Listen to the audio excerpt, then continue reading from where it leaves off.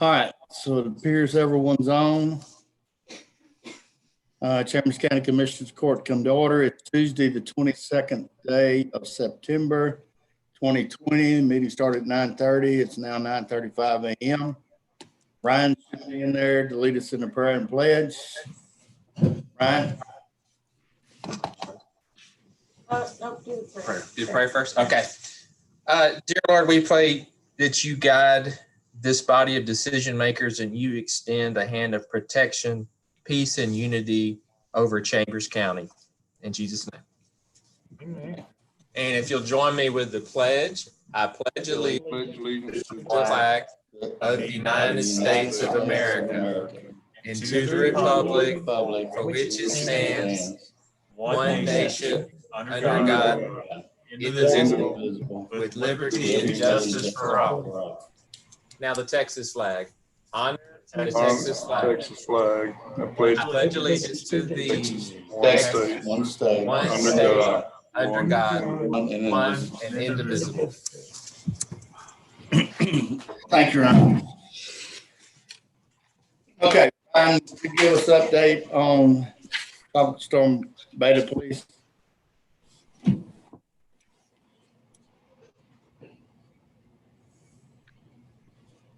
Sorry. Go. Okay. I'm Beta currently. The winds are not expected to be per hour. That's where it is now. It's still slow moving. Any of you watched the news this morning saw that some of the impacts that were happening in Houston there. Of course, those are slowly coming this way. We can expect potential heavy rain and flash flooding through tomorrow. 5 to 10 inches of rain is what's forecast currently. It is possible to have up to 15 inches if you're right on the coast or an area that's extremely adjacent. You know, those areas down there in Galveston, the peninsula, it's possible that they'll get higher amounts. 2 to 4 foot surge, and then high tides 5 feet above the high tide mark today through Wednesday is currently what's being predicted. And we have Corey, do you want to give the closed roadways? I have it. I have them right here. You got them? Okay, go ahead. Just go ahead and read them. Okay, Yeah. So Road and Bridge did some evaluation this morning, and some of the roadways that are closed due to flooding right now. On the west side, Tri-City Beach Road down. I'm assuming that's down further. Yes, just further south towards Smith Point. Bayside Drive, Cedar Point.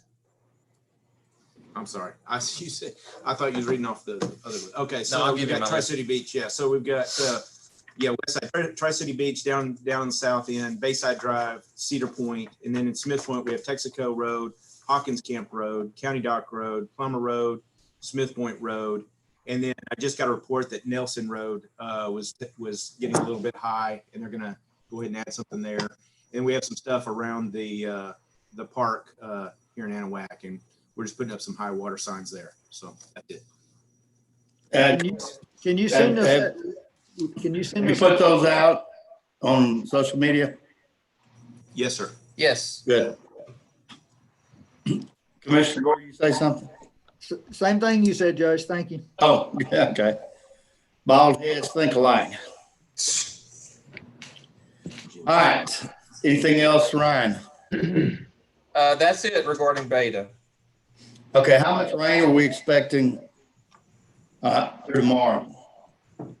Up to 10 inches Okay. total through the event. All right. Anything else on that? That's it.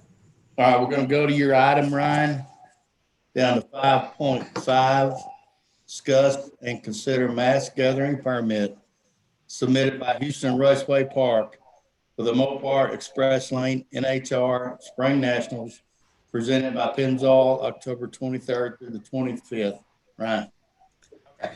So I'll preempt this with what's related to COVID-19. So the governor's orders currently do allow motorsports events at 50% capacity. So according to what Houston Raceway turned into us, they are only expected to utilize a third of their capacity for this event. And so that would be allowed under Greg Abbott's guidance. So now move on to the Health and Safety Code, which deals with the mass gathering. The Commissioners Court earlier in the summer, or in May actually, in the revised regulations for mass gatherings, if a venue was a permanently constructed venue for mass gatherings, you could be considered for an exemption. So they did turn a request to be considered for an exemption in as well, which, you know, they're using their stadium and their permanently constructed facilities for this event. And so the court could consider that as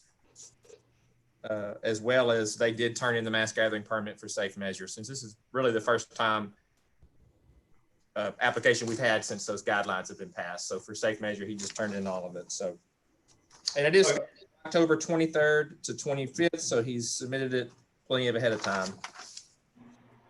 But we don't actually need to approve it per our regulations. Is that what you're saying? Oh, yes, sir, that's correct. In the document that I have here, he's determined a request for exemption.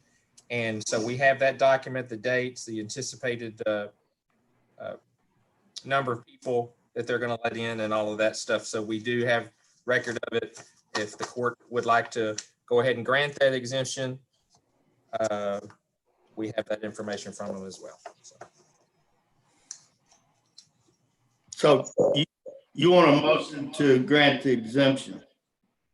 Yes, sir. I think that would be most appropriate under this circumstance. Judge, I'll make that motion. I'll second. Motion by Commissioner Combs, second by Commissioner Nelson.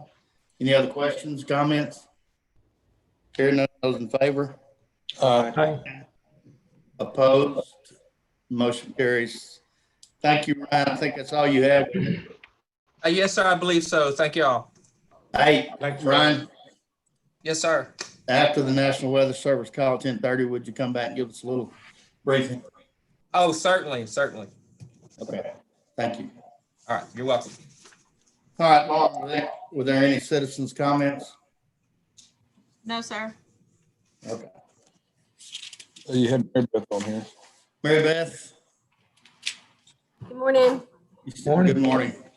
Give us a COVID update. Yes, sir. So this morning, just going to give you a quick case count update for the county and then just talk about a few other things. Currently, we have a total of 1,271 total cases in the county. We are well below 100 active cases, so we're at 50 active cases. We have 6 in the hospital. We have 16 deaths, and total tested is 8,099. So we are still continuing to test. Our current positivity rate is at 12.85%.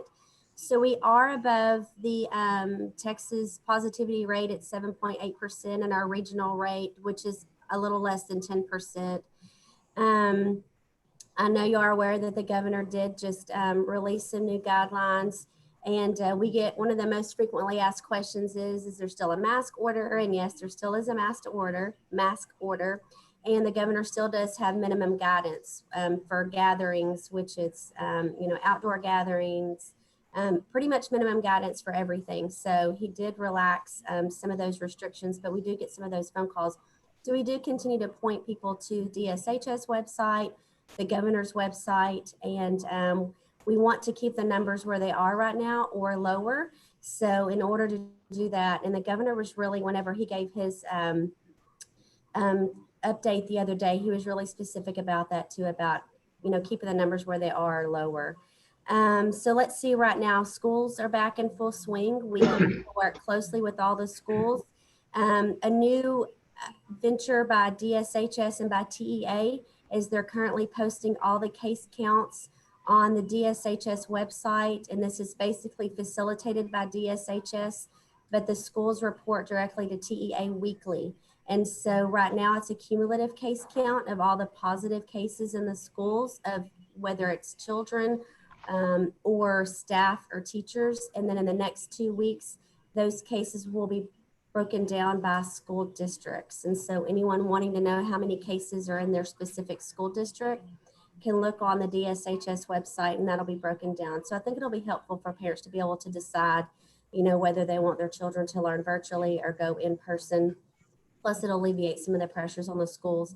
Although schools do report daily if there's a case in a grade level or a classroom in that school district, that's part of their responsibility. So they are reporting, but some people want to know those cumulative case counts in the school district. So I will say the schools are doing a fantastic job. All of our school districts, we have open lines of communication. We've had that all along before school started last spring, during the summer, and right now. So there's just no doubt about that. We may not be hearing as much about COVID-19 on the news, but I can tell you it doesn't mean that it's gone away. It's still very highly contagious, and we are still monitoring it very closely in the county. Vaccines is another question that we get. We've been told to be ready for a vaccine in October, but y'all see the news as much as we do. We don't have any anticipation for a vaccine coming out anytime soon or right now, but we've been told to be ready for that. And so we know it'll be a top-down approach as far as who gets a vaccine. But we are getting prepared for that right now in the county. So let's see. I think that's all pretty much I have, unless y'all have any questions for us. No. Mary Beth, Yes. I got a question here. Okay. On the 16 deaths that we've had. Unfortunately, I knew 2 of them, and it was a very sad deal. They had underlying issues. I don't want any names. I know that's not the right thing, but most of them have underlying issues, number one. So First question, do most of them have underlying issues? So I'm going to say the majority of them, I want to say the majority of them did have some sort of what we would call comorbid condition or underlying health condition. But I would say that without releasing any particular patient information, some of them, what you would consider underlying health condition, may be just like anybody may have very well controlled, say, for example, high blood pressure, that you may live another 40 years with very controlled high blood pressure, and that may be considered your underlying health condition. On the other end of that spectrum, some people may have an underlying health condition that may put them at higher risk for contracting something, that may put them at higher risk for just being more susceptible to disease, to getting pneumonia or something that. Or they could have an underlying issue and not even know that yet, and then get the COVID. Like they may not know they're diabetic yet, they may not know they've got heart issues. So, okay. Thank you, Mary Beth. You're welcome. Okay, any other questions? All right, thank you, Mary Beth. You're welcome. What you and your team are doing, appreciate it. Thank y'all. Thank you. All right, let's get down to 1.4, discuss, consider resolution recognizing Alan Clark for his hard work and dedication to the Houston Galveston Area Council, and especially for Chambers County. Billy, would you like to read that? Yeah, I would. And Judge, I'd like to point out that the resolution that was actually in our packet had been revised, and so it's only slightly different. That's fine. Just read the revised one. I will. And that's one we'll get to. Okay, it says, be it remembered at a regular meeting of the Chambers County Court of Chambers County, Texas, on this 22nd day of September 2020, the following resolution was adopted. Whereas the Chambers County Commissioner Court takes special notice when an individual has given long and faithful service to the furthering and improvement of Chambers County, Texas. And whereas Alan Clark completed his undergraduate degree in business logistics at the University of Tennessee in his hometown of Knoxville. And whereas Mr. Clark holds master's degrees in civil engineering and city and regional planning from Ohio State University. And whereas Mr. Clark has been a transportation planner with the Houston Galveston Area Council since 1983 and has managed its transportation and air quality programs since 1986. And whereas Mr. Clark currently serves as the Director of Transportation Planning for the Houston Galveston Area Council. And whereas Mr. Clark He is the director of the Houston Galveston Area Council's Metropolitan Planning Organization, which is responsible for development of the region's multimodal transportation plans and which approves programming of all federal, highway, and transit funds in 8 counties, including Chambers County. And whereas Mr. Clark has dedicated his career to preparing the region for growth and development and is now retiring from service. Therefore, be it resolved at the Chambers County Commissioners Court does hereby recognize and extend its sincere appreciation to Mr. Clark for his 37 years of dedicated service to improve transportation and safety mobility in our region and for supporting transportation development in Chambers County, Texas, and further expresses best wishes and continued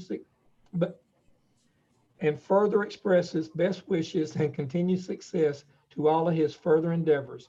Approved as 22nd day of September 2020. Move Motion for- by Commissioner Combs, second by Commissioner Nelson. All those said in favor, Aye. and seriously express our appreciation to him, Billy. Yes, I will. He has done a fantastic job, and I think they're going to have to hire 2 or 3 to replace him. I would agree with you. Okay, thank you, sir. Let's see, we only have 8 minutes before we go into a public hearing.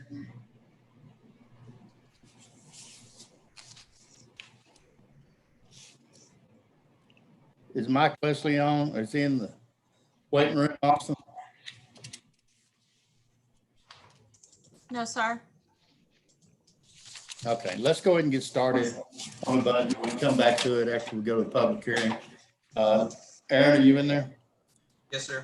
1.5, discuss and consider adopting the 2021 county budget, January 1st through December 31st, 2021. Go ahead, Aaron. Yes, sir. So this is the last part of it. I know it's been kind of crazy and different, so thanks for bearing with me on this.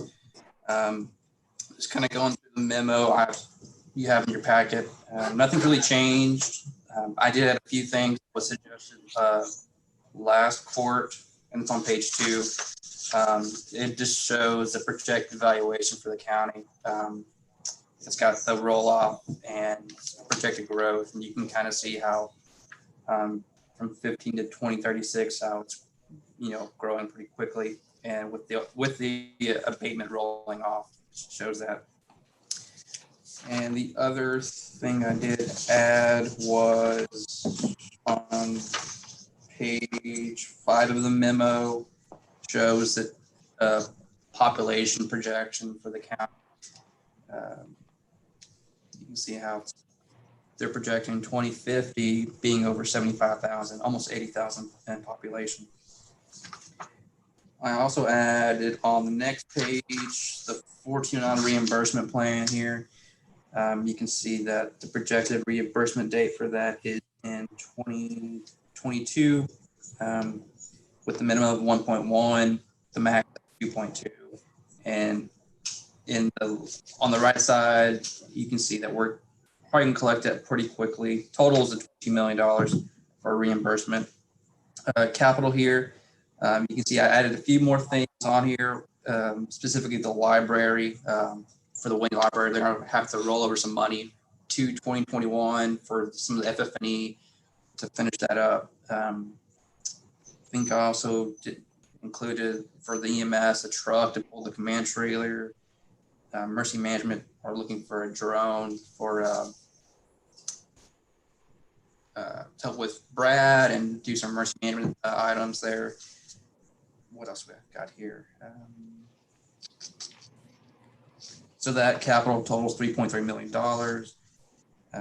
New employees, the Office Association, you can see the increases at about 657. We did send a letter to them last week, and I forwarded that to y'all. They did reject our request. So we did budget that in there. And I think that's really it. I have the detailed budget when I get it file stamped by the clerk, I will send it out to everybody and it will be online for everyone to look at. It'll include, the kind of cover page that we always have to do and a letter from the judge talking about the entire budget and the kind of the things that we face for. But currently, Aaron, the proposed budget is online. Yes, sir. It is online for budget and we will submit the adopted budget today and it'll be online for everyone to review as well. And that's all I really have. All right, questions? Yeah, Judge, I want to thank Aaron. He worked with me quite a bit yesterday to try to make me understand what we would be voting on today, and I appreciate it. But I still have a couple of questions. Yeah, sure. On the road and bridge, we had Yes, sir. discussed that we were going to roll some money in there for some drainage, but yet I don't see it on your capital outlay here. Yeah, it's not going to be on the capital, Commissioner. What it will be under, if you looked at the budget, it is actually under the flood control account or the item. It's not actually in the memo. I apologize, but under flood control and the road and bridge fund, Corey's got a flood account, and it's 2020 we had 200,000 budgeted. We're increasing it by 300, so he'll have 500,000 for flood control and 200 still drainage construction. Now, 170 of that, or right at 200 of that's going to be for the contractor that we bring in, right? Yes, sir. Okay, we're still, Yeah, we'll continue that. Yeah. thank you. And Commissioner, I can kind of show you that in the budget itself if you would like me to, but it is in the it's not under capital accounts. It's just under one of his line items in his budget. Yeah, flood control item. Yes, sir. And that contractor is the one that's cleaning the ditches to help catch up on that? Yes, sir. Yes, sir. Corey, how long before we let that contract and they start this? Well, the problem is we've got, I mean, we could get it let, but we have to have staff to inspect it as well. So I was trying to get ahead on these parking lots before we did it. But I mean, at this point, I guess we go ahead and move forward with it. What else? It's just a matter of advertising it, but like anything else, unless you keep up with it, inspection wise, we can get ourselves in a pickle of them saying they've done something where, you just got to be out there and kind of babysit with surveying and everything else. With them specifically, my intent was to have our surveying staff kind of watch over it somewhat as well. And part of the issue with that is, pulling them away from surveying with our road crews. And so you can either do that, or like I said, you can have the same staff that's out there with the parking lots. They're not quite as skilled with the surveying, but either way, you're pulling away from something. So anyway, just trying to think that through a little bit. But it's not going to be long. You're going to go into your slower months, right? Yeah, right. Commissioner Combs, what else do you have? Okay, Aaron, the library, what was that number? For the rollover, it is it's in the memo here. It is 152. And that's a rollover? Yes, sir, from 2020. That's Okay. I think it's mostly going to be the FF&E and maybe paying some construction bid, but they should be done this year. That should be done when? By the end of the year? End of the year, and I think this rollover is mostly for the FF&E, I believe, Okay. and the technology stuff. How much was it, Aaron? Because I don't see it on mine. Oh, I'm sorry, Commissioner, it's $152,000. Thank you, sir. Yes, Yeah, sir. it's blank in the memo. Oh, I'm I sorry. know you had to get that number. Okay. Oh, and I apologize. I forgot one other big thing. I don't know. The county court of law, we budgeted that new department. And I think the approximate cost for that department's $737,000. It's three employees, the judge, the court coordinator, and a bailiff, and then the appropriate, supplies and jury expenses and things like that. Court-appointed attorneys. That was a big one. I should have included in there as well. But just any other questions, I'm happy to answer them. Hey, Corey, I'm while I just think about gonna, it, would you, next court, put on the court update on 1409, please? Yes, sir. All right, other questions? Just on a general comment, Judge, I just want to make sure not just the court, but everybody else understands that we are growing and we're growing fast and we are lacking on our infrastructure bad. That when I say infrastructure, I mean everything from buildings to office space to roads to drainage, we're police equipment. So, it's really hard to stretch those dollars. I appreciate, what everybody's doing. And so I just want us to make sure we keep concentrating on infrastructure as much as we can and keep working in that direction. I know it's great to have ballparks and that kind of stuff. And I know some people have been waiting a long time on them. So, and they deserve to get them. We need them all over the county. But we do need to make sure our focus stays on getting our infrastructure in first. Yeah, I agree. And we've been working on infrastructure for years because we knew this growth was coming. So we do, we'll stay on top of it. And, part of that infrastructure is the libraries and parks. And I know you understand that. So. Right. All right. Any other questions? I'll entertain a motion to approve the 2021 budget.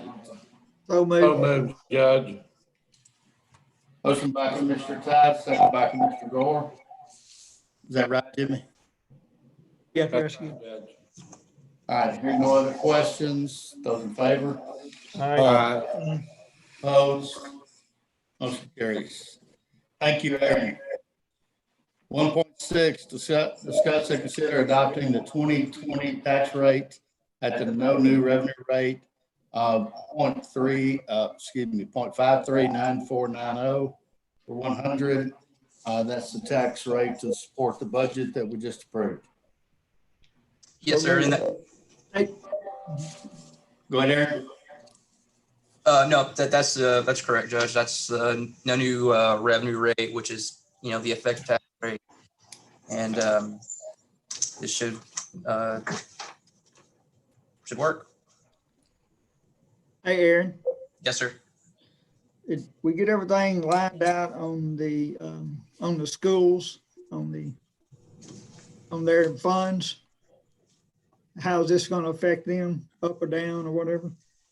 Yes, sir. So on the school, we have the school Equalization tax. the school equalization tax. Yes, sir. So, yes, it does. The school, because of the new values, it does increase, and I'm projecting about $335,000 of new revenue for them. The struggle for the schools have been that it's been based on enrollment of their distribution. So if Goose Creek and Barber Seal grow and Anahuac and East Chambers either stay the same or decrease, their funding is less.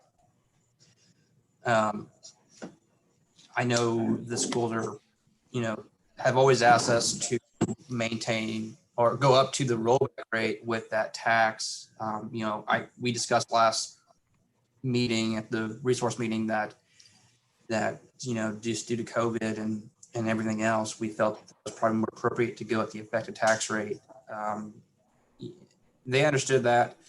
And I know there's been some discussions of how the distribution can be either changed or modified to better fit the East Chambers and Anahuac schools districts. But I mean, that fund was set up to help the lower income schools. I mean, so I think we probably need to look at that on enrollment. If Goose Creek is Danford, Barbers Hill, and then the rest of them, that's something we need to look at is if it's per student in the school, so we can look at that. Yeah, So, but Yeah, yeah. bottom line is, what we've done is, if we get increase in funds, they'll get increase also. You know, we're not dropping their tax rates more than ours. So should be the percentage that we give the county, they'll get that same percentage at school. All right, any other questions? Entertain a motion to approve the tax rate. So moved, Judge. Second, Motion by Commissioner Tice, who seconded, Billy? Combs, yeah. Second by Commissioner Combs. No other questions, those in favor? Opposed? Motion carries. Thank you, Aaron.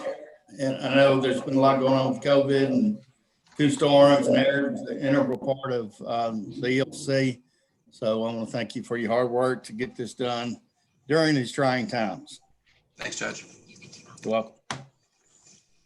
All right, let's go. Judge, you have Patty and BJ waiting in the Yeah, wait. I'm going up to 1.1. Public hearing at 10 a.m. for the district and county clerks records archive plans. It's now 10:06 a.m. We'll recess out of regular session and go into the public hearing at this time. Patty, Sorry, I'll let BJ instead of Patty. 1 second, Judge. okay.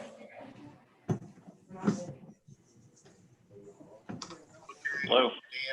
District and county clerk. Patty. Records archive plans. He's got a meeting. 10:06 a.m. We'll recess out of regular session. Patty, can you hear me? Yes, Judge. Can you hear me? Yes, ma'am. Good morning.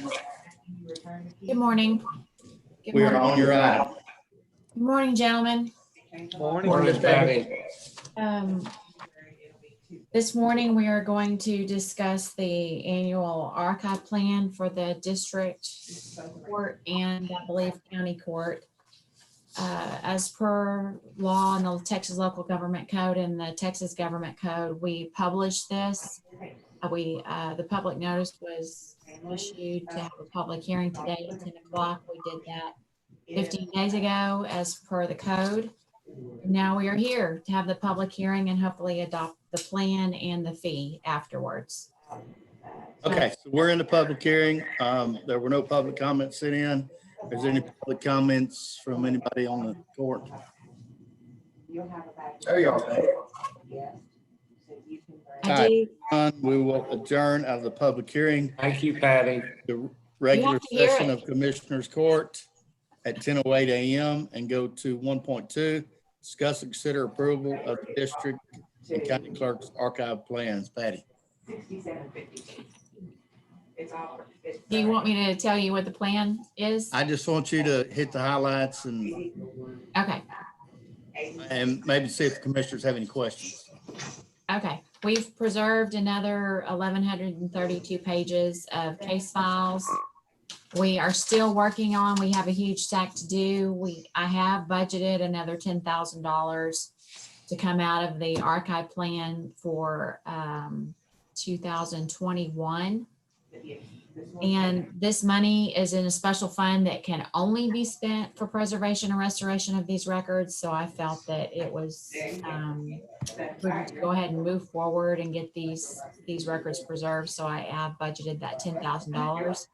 I also have money in my budget to hire local people to scan other case files that are not as delicate in nature. But due to the lack of revenue for 2020 and the balance in my fund, I think I'm going to consider heavily suspending that project for 2021. I just don't think I'm going to have the money to cover it. And hopefully I can recover some revenue in the next 6 months to build that back up for next budget. So that's where I am right now, and I would appreciate the court's approval of my plan and then also approve the the continuation of the collection of the $10 archive fee. Ask that. Let's vote on 1.2 to approve the plan. Okay, yes, please. I'll entertain a motion. So moved, Judge. Judge. Motion by Commissioner Combs, second by Commissioner Tice. I think that Questions? was Gore and Tice, Judge. Yeah, Oh, was it? Gordon Ties. Oh, got it. All right, those in favor? Opposed? Motion carries. Now, 1.3, discuss and consider the annual archive fee of $10 for the district and county clerk's offices, pursuant to Texas Government Code 51.305 and Texas Local Government Code 118.025. Patty, So so you're moved, requesting Judge. that? Motion by Commissioner Tice. I'll second it. Who second? Combs. Second by Commissioner Combs. Any questions? Those in favor? Aye. Opposed? Motion carries. Thank you for your hard Thank work, you, Patty. Mr. Clark Henry. Thank We you. appreciate Have a it, good Patty. day. Have a good day. Have a good day, All right, Patty. let's go, for the record, on the regular meeting agenda, 5.1, 5.2, 5.3, and 5.4 are pulled.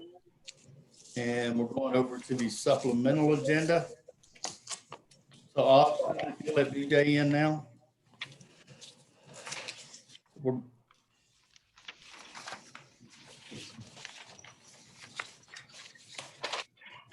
Judge, I'd like to make a comment on this supplemental agenda.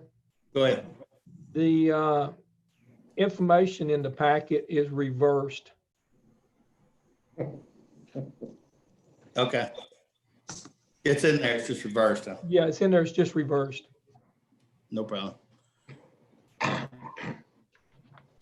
Hello. BJ, good morning. Morning, Judge, Commissioners. All right, we're going, it's 10:12 a.m. We're going to recess out of the regular session of Commissioners Court and go into public hearing on two items regarding the TGS Cedarport Partners LP tax abatement agreement, and then 5.3 regarding the PH Market Street LLC of Maryport Building 16 tax abatement agreement. BJ, we're in a public hearing at this time. Would you explain those two to us? Yes, thank you, Judge. Commissioners, notice of public hearing has been posted 30 days prior as required by statute for the consideration of the tax abatement agreements for TGS Cedarport Partners LP for a project that's going to be cited in TGS Cedarport Partners LP 2020 reinvestment zone. The estimated total investment for this project, $9 million. If you recall, the estimated economic impact of the project over the term would be approximately $2.6 million. That's direct, indirect, and induced. This project is tied to a large logistics project, and we've gotten some updated information as of Friday that the estimated full-time jobs that were initially contemplated will be upwards of 100 jobs associated with this over the next 3 years. So the agreement that you have before you is presented in draft form for your consideration. Okay, and go ahead with the other one. Okay. We're in the public hearing, so we want to address those two. Very good. The other agreement that's before you is related to a tax abatement agreement with MPH Market Street LLC / Maryport Building 16 LLC for a project that is to be cited in the MPH Market Street LLC Project Quartz 2020 reinvestment zone. The approximate capital investment for this project is $46 million in phase one. Project Quartz is a build-to-suit project. First phase is approximately 806,000 square feet with the potential to expand to 2.4 million square feet. Phase one of the project is expected to create 50 full-time jobs and 100 construction jobs. The economic impact of the project over term is approximately $9.6 million. And the agreement attached is presented for your consideration. Okay, so we're done with the public hearing. Are there any public comments from the court? There were none came in. Hey, Judge. Yes, sir. BJ, Can you elaborate? I mean, all of these are competitive jobs, so they have Hey, options. Jimmy, let's wait till we get to the item. Oh, you bet. Yes, sir. No, all right, so is there any comments from the court, public comments? Here none, we will recess. We'll adjourn out of the public hearing, go back into the regular session of Commissioners Court, 5.2. Discuss and consider the TGS Cedar Point Partners tax abatement agreement. Now, Jim, you got a question on that one or the other? Yes, sir. They're all competitive jobs, so they have options of going elsewhere, these companies. That is correct, Commissioner. Okay, so we're competing, and it adds to our tax base to give these abatements. If we didn't do this abatement, we could lose this job to somewhere else. That is correct, Commissioner. And at the request of the court, we've been trying to provide, more of a comprehensive picture of the economic impact, beyond the job creation, but particularly with respect to the direct and induced and indirect impact in the county, particularly in the logistics sector. The logistics sector, as anyone driving through the area will know, that there is considerable square footage that has emerged in the Chambers County area, particularly in West Chambers County, over the last 5 to 6 years, and that trend is going to continue. As that trend continues, we're going to continue to compete, particularly from the west side, for logistics and distribution projects that have some complementary impact with the interchange between Dallas and Houston. Our advantage in Chambers County, obviously, is infrastructure, access to the port, and a willingness by the court to consider these kinds of projects. Our abatements compared to other counties or in other states, are we in line, or some of them giving a lot more? Louisiana gives a lot more, I know that. Yeah, they do. They give the farm away. Yeah. For logistics projects, what has emerged is Waller County, and a number of projects recently where there's significant tax incentives that are at or in line with what Chambers County has considered in the past. These two projects, if you'll note, for the TGS agreement, there's an inverted schedule. They requested that for various reasons, and so it's just a 5-year abatement. The net is to the advantage of the county because not only of the job creation and the project, but the economic impact. Waller County recently landed a couple of projects that Chambers County was competing for, and they essentially, based upon the press that has been released, provided a 65% 10-year abatement for a logistics and distribution project. For the NPH Market Street project courts, the court has approved a 55% tax abatement. So that's just future tax base that we lost. But with us staying competitive and looking to the future, we're growing our tax base in the future. That is correct. It's all new dollars, sir. Yeah, and if you look at that graph that Aaron put up, the one that shows the growth and value, it's huge. And part of the reason is over the years, we've brought all these companies in, incentivized them to be here. BJ, you hadn't got us a Buc-ee's like Waller County yet, though. You slacking, man. I might add, I was actually yesterday, I was meeting with a gentleman just came over from Rosenberg in Fort Bend County. They did a Dollar General, and they gave the city of Rosenberg did a 65% 10-year straight across for the Dollar General, and then it's a distribution, and the county did 85% for 10 years. Which county was that? Plus they paid to bring in the infrastructure to it. But, that's the kind of things that we're getting constantly here with much less incentives. Was that Brazoria, Billy? That was Fort Bend County. Fort Bend.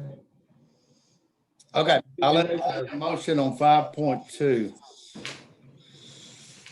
I'll move for approval. Second, Judge. Motion by Commissioner Combs, second by Commissioner Nelson, who's been off quiet this morning. All right, no other questions? Those in favor? Aye. Opposed? Motion carries. 5.4, discuss and consider the NPH Market Street, Ameriport Building 16 tax abatement agreements. BJ. Yes. What's been discussed, Judge, the Market Street project has been presented for review. This is the Project Quartz, as it's known. 806,000 square foot facility, 50 jobs in the first phase, capital investment of $46 million, 10-year tax abatement of 50. Is this the one that all evolved around EW4? Yes, sir. Okay, I thought so. Entertain a motion. So moved, Judge. Second, Who second? Combs. Hey, Motion by Commissioner Ty, second by Commissioner Combs. hey, BJ, Questions? Yes.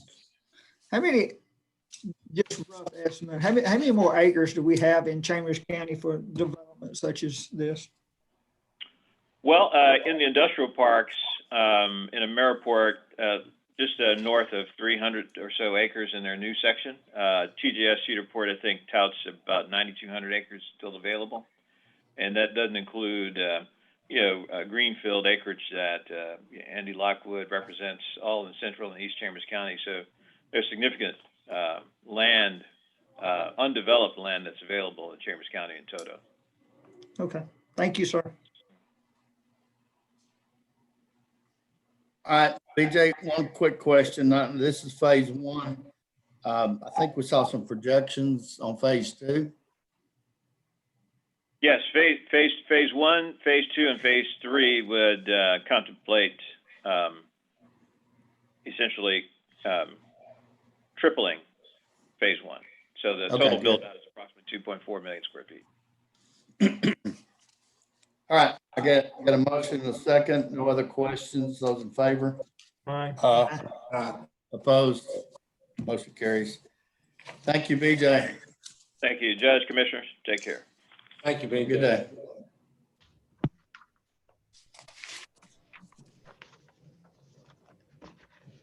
All right. No, Corey, are you still in there? No? Can you hear me now? Yeah. Well, I guess we need you and Sam so we can get to the drainage item. All right, she's in the EOC. We'll grab her real quick. And also Get her. Judge Alan Sims is here as well. Oh, yeah, we're supposed to do those 11. Never mind.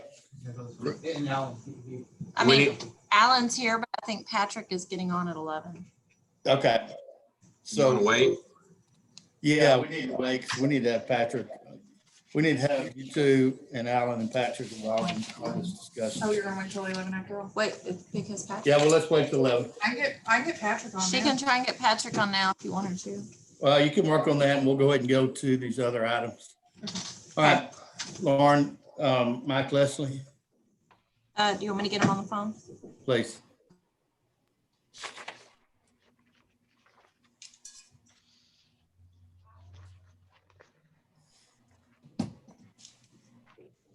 Seven point one is discuss, consider change order to add an air conditioner to the animal control facility from Arnold Construction, amount of $64,075. If you recall, this was on last court. I think the amount was about double that. It was. I mean, Mike's come back. yeah, I spoke with Mike, Judge. I spoke with Mike yesterday. And I mean, I give him kudos for valuing this down, like $50,000. I mean, I know I that. did it. I did it as well, Judge. Great value engineering, and we're really not losing any quality. No, I Judge, mean, I have Mike on the phone. Okay. Mike, we're on your item on the animal control facility. Anything you would like to share with us? I can't hear. Mike, hear me? Mike? I can't hear you very well. Mike, hear me now? Hang on. Do you want to send it? Can you hear Mike? Atchison. Yes, sir. Just tell him we're on 7-1, Lauren, and let him say whatever he wants to about it. Mike, we're on 7-1 for the air conditioner for the animal control facility. You can go ahead.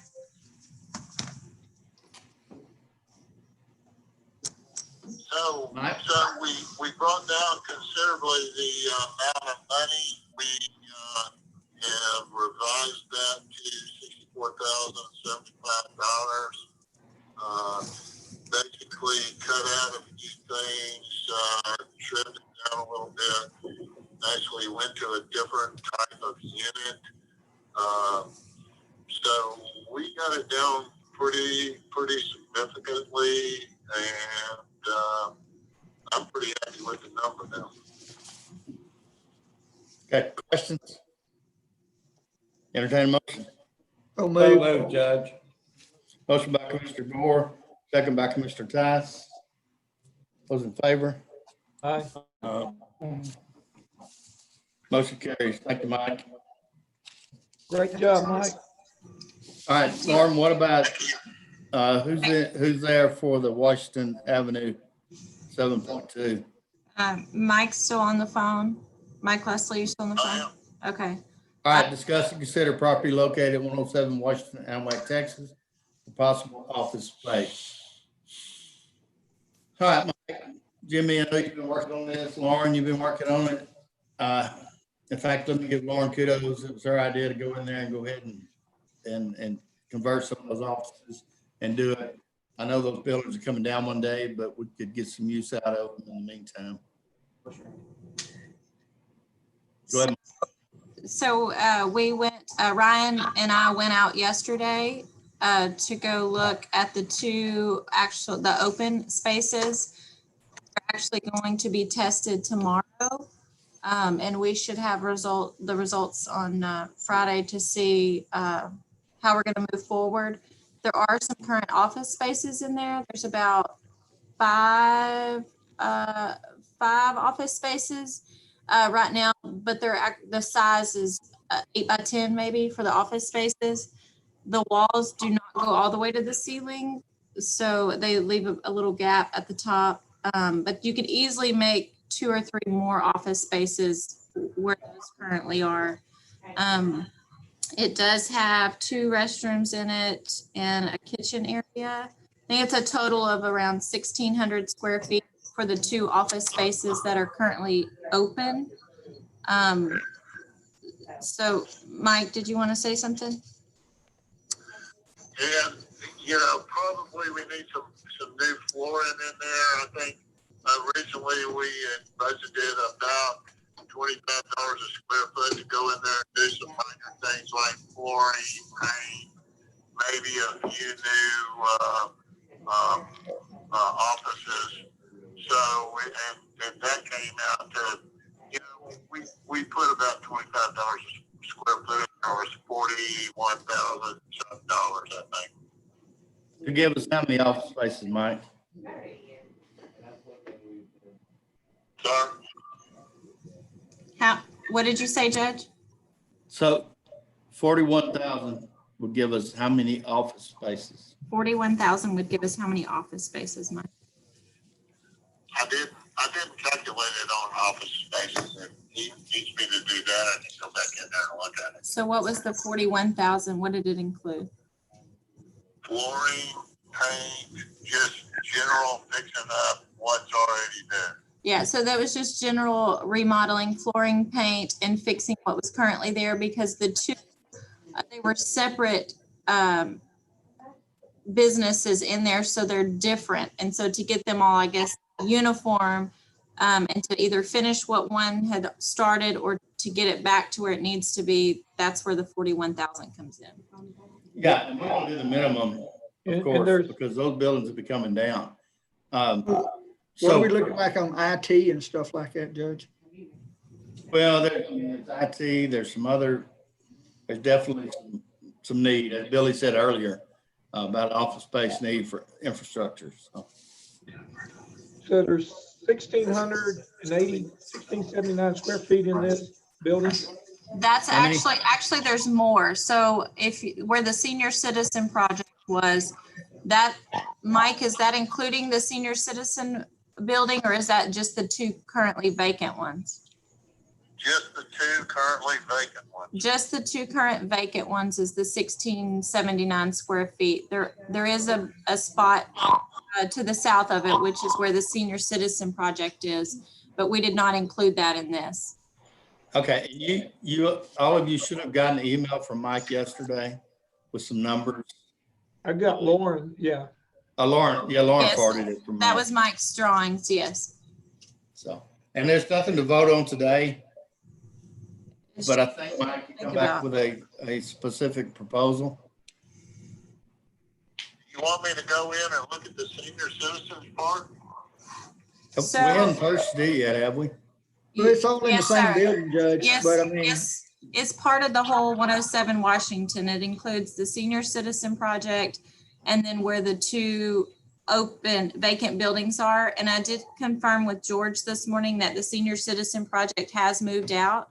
So that is open. So when they do the testing on tomorrow, we're going to try and go ahead and include the senior citizen project as well. Okay, good. And then Mike, we can get a layout of the whole building and the cost of the renovation for it. And we seriously want to do the minimum on it. On the testing, I'm assuming that's testing for asbestos. Yeah, Yes, sir. Keep it in mind. because We got, as Lauren said, we're gonna have to do it anyway, even when we tear it down. So if we know what we got now, when we go to tear it down, there may be some remediation that we have to do. right, we have to do it before we tear it down, but technically we don't have to do it before we occupy it, as long as it's concealed. No, if we're not disturbing it, Right. we'll be okay. Correct. We need to know if it's there anyway. Correct. All right, so no action. Anything else, Mike? That's it. Okay. Thank you, sir. All right, let's go back to first page. 3.1, discuss and consider current and future drainage issues. I know we have Sam, Corey, Alan, and Patrick. There's been a lot of discussion, as you all know, pertaining to drainage issues. I'm gonna turn it over to Corey. Morning. Yes, sir.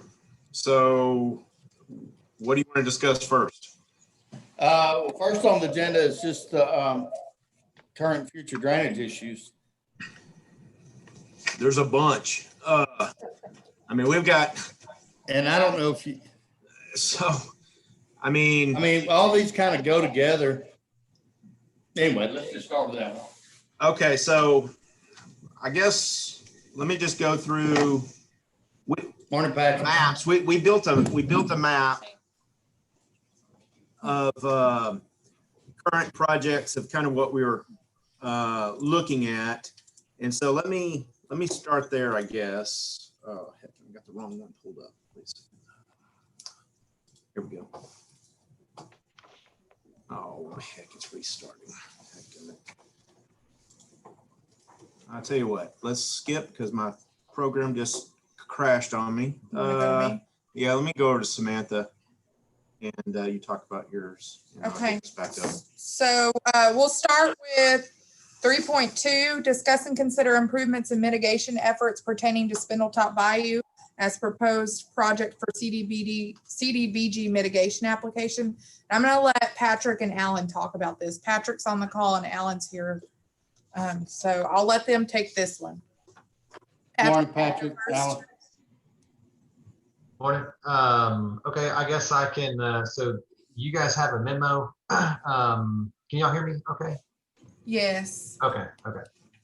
So we put a memo together, which kind of covers this project. I think it made it into the packet for the Spindletop project. And we've had, a few different discussions, about this project and about the, the county's potential application to submit.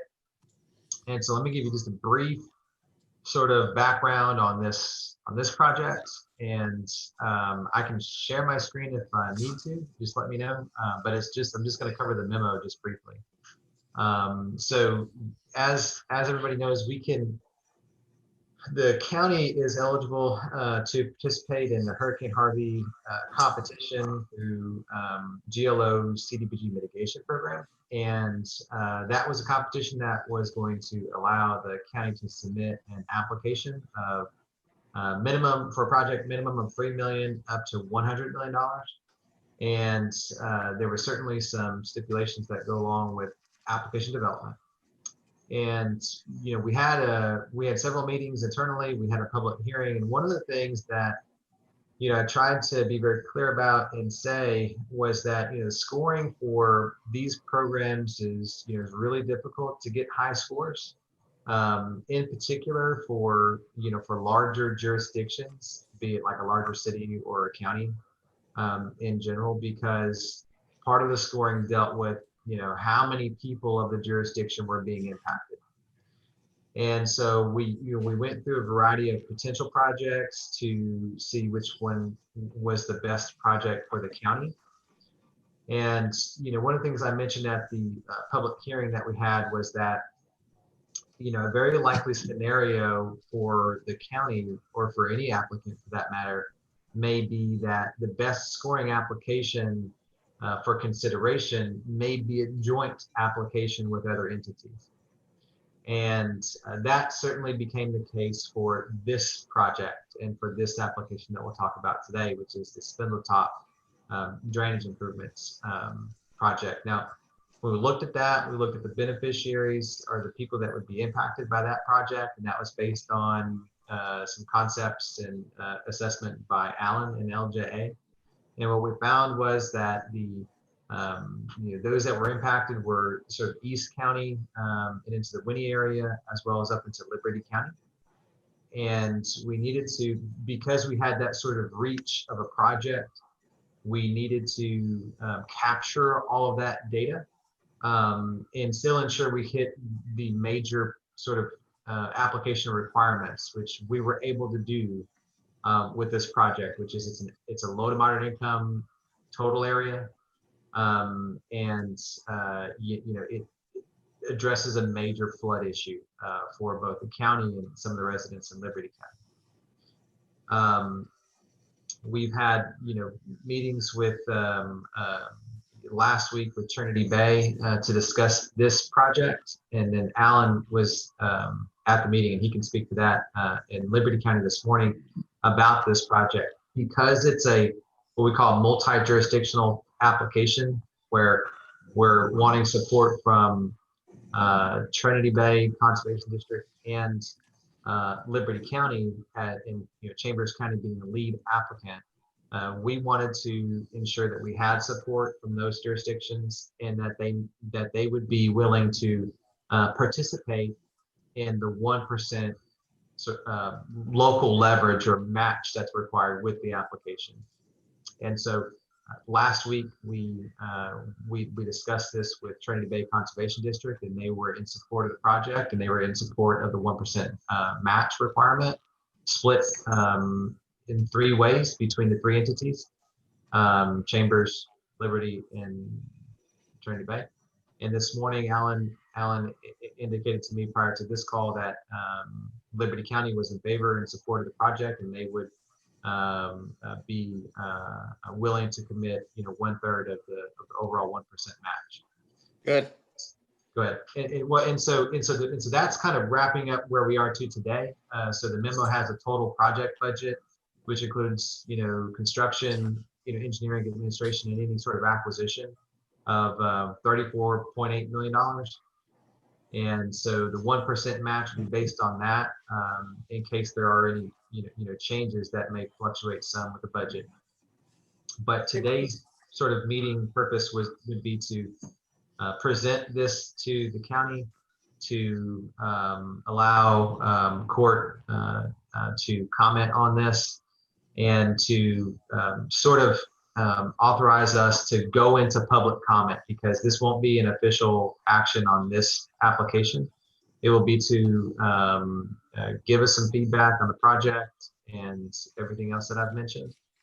We still have to take this to public comment for at least 14 days before we bring it back to the court, into Liberty County and Trinity Bay for their final sort of official approval and commitment of resources.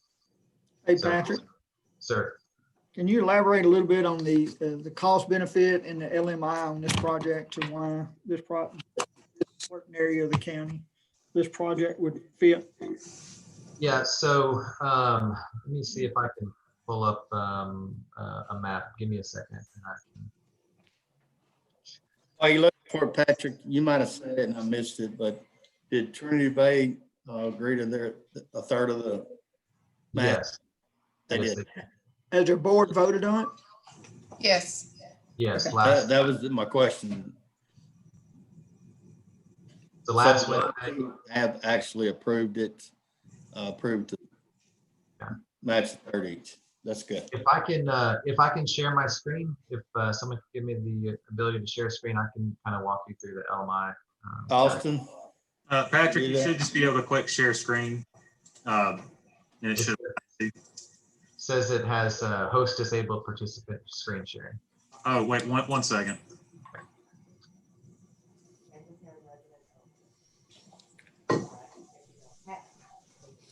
What was the total of it'd be 300 something thousand broke out to 33 and third? 350,000 basically, third each. Okay. Yeah, split three ways. Approximately, it'll be a little bit less than 350,000, but that would be the top end number, split three ways. So our portion would be 115,000 roughly. Approximately, right? When it's all said and done, it'll be a little bit less. And you're going to share, will you show me where that diversion channel, I think I see it on this. What page you on, Billy? I'm on page, good question, 31. Okay, thank you. But it's in a black and white exhibit, so it's really hard to tell. The diversion channel would tie into Spindletop near 65, where Spindletop crosses 65 and would go south. The exact location is not 100% defined, but that's the area that gives us the best benefit in the model is we tie a diversion channel near where it crosses 65, goes straight south to East Bay Bio, and then to the Intercoastal. The benefits that come from that location lowers the water surface between I-10 and 124 almost 4 feet. It lowers the water surface north of I-10 about 3 feet, and then about a foot up at 90 in Deborah's area. Yeah, and that's Alan Sims for the record that's speaking now. Sorry. That's all right. Hey, Alan. Yes, sir. What about, this is all real good. What about TxDOT on the interstate and 65 and 124? We are not changing bridges on I-10 or 60. Well, there may be a change on 65, but I think I did put some money in there to add some additional opening under 65. But okay. Change 124 or I-10. To be perfectly honest with you, there wasn't enough money here to change out those bridges. So we did the diversion channel, in anticipation the next step would be to essentially pressure on TxDOT to make those changes. And we've already talked to him, right, Alan? Yes. Well, Commissioner and Judge, I can talk to that a little bit. This is Corey. Go ahead, Corey. First off, I'd like to say Alan's analysis, even without those changes, already lower the elevations north of 10 even. So that is pretty good bang for the buck there. In addition, I have had conversations with TxDOT, and they were hesitant to make any additional openings the interstate or under 65 or anything else unless there was capacity to handle that. So I think that's been part of their concern, but with this, I mean, we're staying in discussion with them, and I think once they see that there is this additional capacity that's being created, once it moves forward, I think that they would be open to looking into a separate project to help open up the additional openings under each of those roadways to tie into that additional capacity. Yeah, I had asked Corey to contact him, let him know what we're looking at doing. And I think we'll get further along and we'll put more pressure on them to do something also. At the same time, we're improving. But and I don't. My discussions, it didn't sound like you needed pressure from our standpoint, it was just that they didn't want to open up something that led somebody downstream. So their project would only be additional openings. And so they just wanted to make sure that the capacity was there first. Yeah, and maybe pressure is not the right word, but. Yeah, but they definitely, they wanted to continue to be in discussions, and as soon as COVID kind of, some risk, now they're open to virtual meetings, but, definitely looking forward to some roundtable discussions down the road, per se. Good. A quick question, the, in yellow on your exhibit that we're looking at, is that the watershed for Spindletop, or is the watershed actually larger than that? That is the area that will benefit from the project. Okay, so it will be That's your benefiting. LMI area. That's correct. That area captures all the block groups that are within that yellow boundary. That's an LMI eligible area. Aaron, Patrick, did you mention the scoring on it? I didn't. I don't know if I put that up, but I will whenever it goes to comment. Let me kind of stop sharing here and see if I can find it real quick. I want to say it was scoring 72, but let me give you the exact score here in a second. And I'll talk through that also.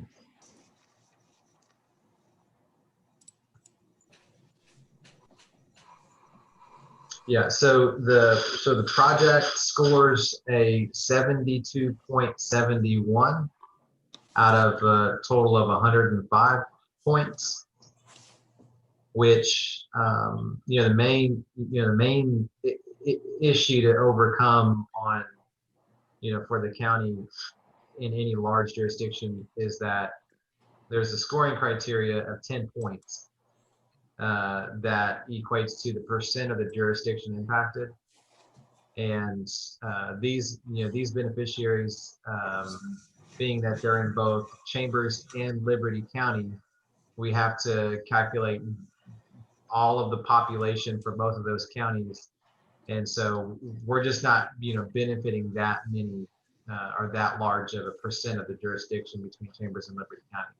And so that's the big driver that is, limiting the high score for this application. However, GLO has set a minimum application of 65, so we're certainly above that. Landing north of 70 is really where you want to be.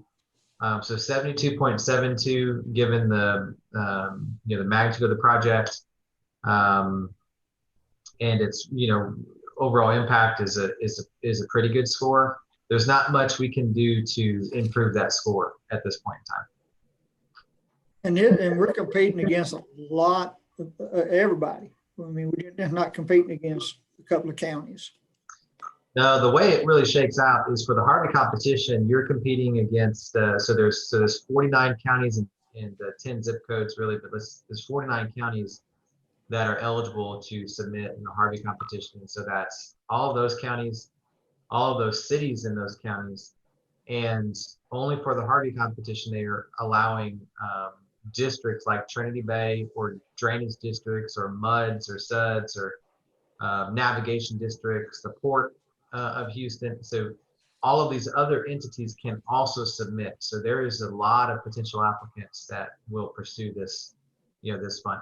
All of them will struggle in the same fashion with percent of jurisdiction impacted, because it's hard to have a large impacting area and that still be an LMI eligible area.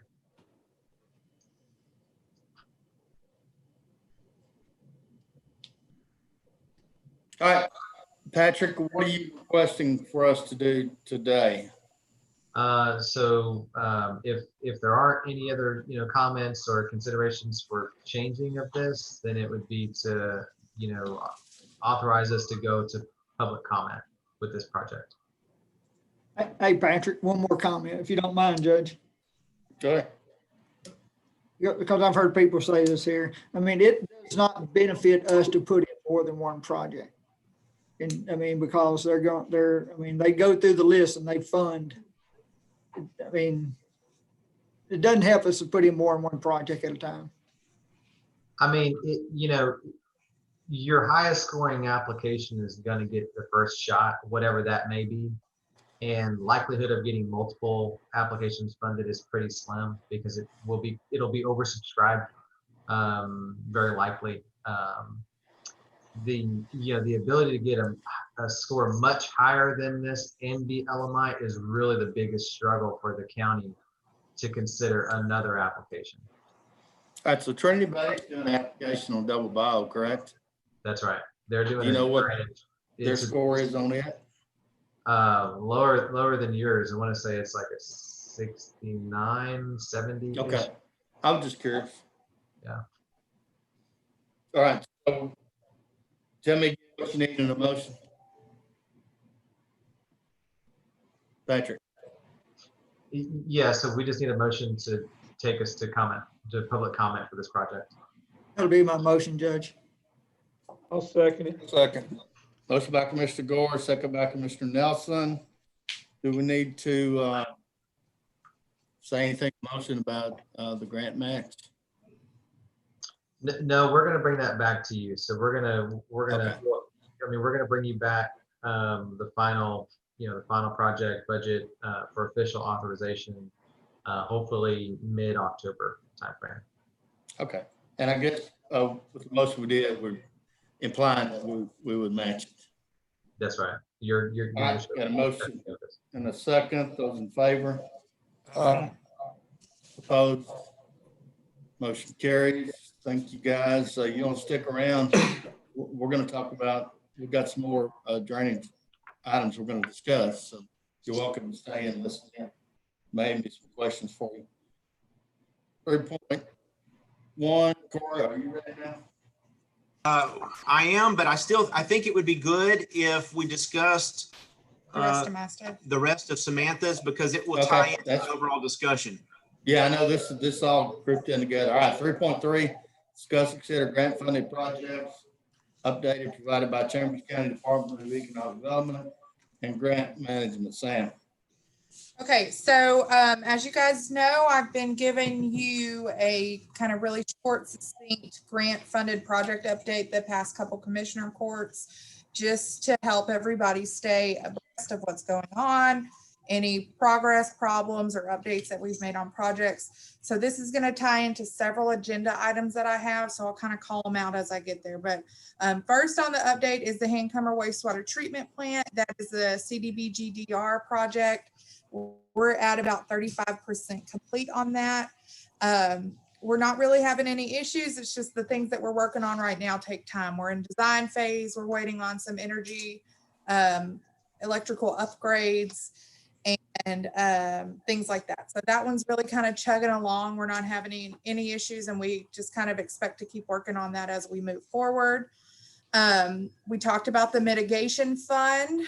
And then in my packet, I had kind of some of the same exhibits that Patrick had included in his.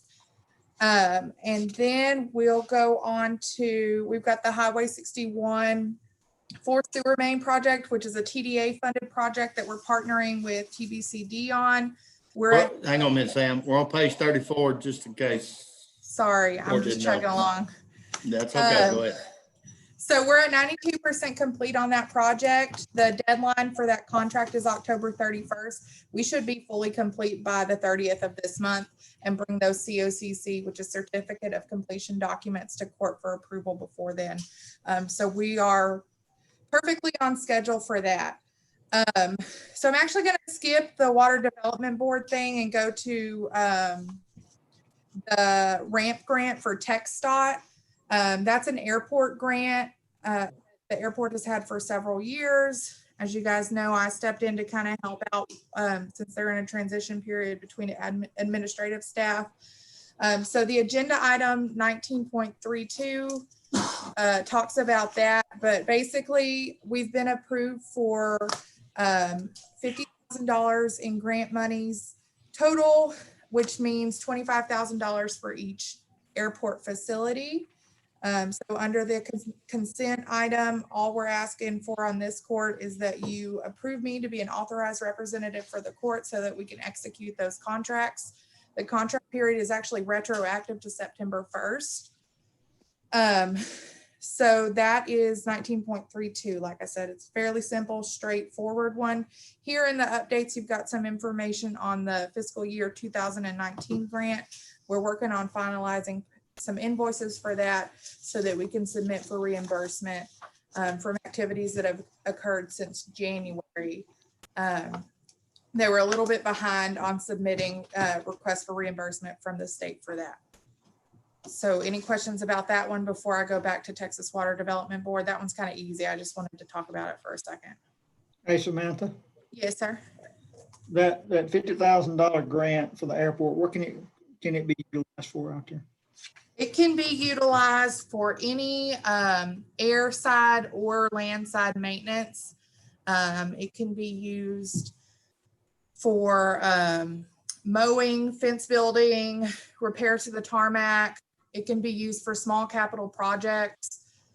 Basically, pretty much any generalized maintenance projects. It's actually a maintenance grant. It is. It is. Yeah, it's called the Rural Airport Maintenance Program is what RAMP stands for. So it's any maintenance project that you need to complete out there at either location. So it's actually two $50,000 grants, one for each location, but the state provides $25,000 and the county is expected to provide $25,000. So it's a 50-50 match. Yeah, and I appreciate Sam and her staff taking that one on. Most definitely, great It'll job. help a lot. And that's what I was trying to make sure is 50,000 for each airport, not 50,000 split between each one. Right, it's 50,000 for each, but it's a total of 50 in grant funds. So I'm sorry, I didn't say that very clearly. No, that's fine. So the county, I had to match 50. Correct. Yes, total. Okay. Any other questions on that? And then I'll hop back to this other Texas Water Development Board one. No. Go ahead. Okay. Okay. So you guys are aware that we've been working on this Texas Water Development Board's Flood Infrastructure Fund project since about March. In May, we submitted an abridged application in partnership with the city of Mont Belvieu to complete a comprehensive drainage study that covers pretty much the entirety of Chambers County with the exception of kind of the easternmost portion because Trinity Bay Conservation District had done some studies over there, so we didn't need to restudy what they'd already done. Yeah, and Sam, for the record, this is consent item number 15 that she's discussing. Go ahead. Thank you. And so you may or may not be aware that we've never actually had a comprehensive drainage study done for the county. We've had piece and parcel. Some of it's quite outdated, some of it's new, but we're kind of in serious need of a comprehensive drainage study, especially with the growth and development that's happened throughout the entire county and in preparation for future growth and development. So we worked with, like I said, the city of Mont Belvieu, so they're in partnership with us on this. We got a request or an invitation to submit a complete application for this program. We were actually ranked 18th out of 239 applicants in the state. So our application did very well in this program. And so the likelihood of us receiving funding is pretty high for it. I reached out to the city of Liberty, the city of Dayton, and Liberty County to see if they'd be interested in participating in cost share as well. I haven't heard back from them, but we just got the invitation to apply on Friday. So this is a fairly new development. All that I'm asking for you guys to do today in 19.15 is to authorize us to submit an affidavit saying that we intend to apply for this grant program. There is a caveat to this. It is only a 75% grant, meaning we would be responsible, or any participating entities would be responsible for providing the 25% match. And that's a fairly large amount of money. Total estimated project cost is about 6.2 million, and the 25% match would be 1.5 million. Like I said, we're hoping that we'll get, we definitely have participation from the city of Mont Belvieu, and we're hoping that we'll get other entities participating as well. But I did just want to point out that amount of money before you guys take any action on it. And Corey, you want to speak to this as well? Well, I mean, it's, we've been talking about that. I mean, it is a big chunk of change, but we this is the closest that we would be to a comprehensive drainage study for the county. And, we've had west side stuff. Others have looked at east side, but, this would be a giant step in the right direction for really, getting our hands around what needs to occur. This would be everything out of Trinity Bay's area. It would be everything except pretty much Spindletop is what it's going to cover. There should be, and there may not be in this packet, but I can send you guys. It was included in the original abridged application that we submitted months ago, but I will send that to all of you, the map of the drainage studies. It's a huge drainage study, and it would even include northern areas. And so we'd be able to identify somewhat how those northern rainfalls affect our population here in Chambers County, because it would study that as well. And that's why we're asking for participation from different entities in Liberty. Okay, so Spindletop's not included because they've already, Trinity Bay. They've already done Spindletop, correct? Yes, sir. All right, so, this goes right along with what we approved last court. With the drainage district, we basically said we're gonna do a drainage study. So correct. We can do this comprehensive study and get 75% of it paid for. I think we'll be way right. ahead of the game. And it is a lot of money, so I'm sorry to interrupt you. So I'm cautious, obviously, always. I try to be respectful of taxpayer funds, like I know you guys do as well. But I would also just point out that this is a great opportunity, like the judge just said, to have 75% of this paid for. So I think that's something you guys definitely should always weigh, is the opportunity to have the majority of something paid for when you make a decision. But like I said, it's very important that we always respect taxpayer money and think about that when we make any decision. So I wanted to point that out. Samantha. Yes, sir. Yeah, a couple of things. One, have we heard anything back from Freeze Nichols about clarification on the 25% match, if that could be rolled into the no interest loan? Yes. So we got confirmation yesterday or today that we are able to do a no interest loan for those funds. The caveat with that is that it's basically a bond process. So we'd have to have a bond counsel and a financial advisor. I did reach out I responded to them and asked, what's the time frame on that? Is that something, because this application is a very, very tight turnaround time. We've got about 35 days until we've actually got to get the complete application in. And so I'm waiting to hear back from them to see if we wanted to go that route and do a zero interest loan, which would basically be a payment plan on this match. What if we have to go ahead and do the bond process before then? So I don't have the full answer on that today. Yeah, I don't know that we'll want to do a bond. No, Right. Because there's a cost with that as well. So Yeah. Right. So that's a secondary question that I asked, Judge, was that if we opt out of the bond and we want to just go ahead and put up the portion of funds that we're going to need, what's the process on that? Is that something that we pay out with invoice, that we request money from them, from the Texas Water Development Board, or is that something we have to put in an escrow account? And again, I don't have the answer on that today. Okay, remember, we're asking other folks to join in on Mont Absolutely, yes. Yes, so with that, go ahead. There's some in-kind. Right, so Sam that's told me some in-kind that could be counted towards that match. correct. So there's 1.5 in match. Mont Bellevue is definitely going to share a portion of that. I don't have the percentage today, just because we haven't needled that down yet. There's potential that that'll be decreased even more if these other entities join in. And then we have the option of using in-kind services, meaning my work on this grant or Dee Dee's work on this grant, potentially Corey's as well.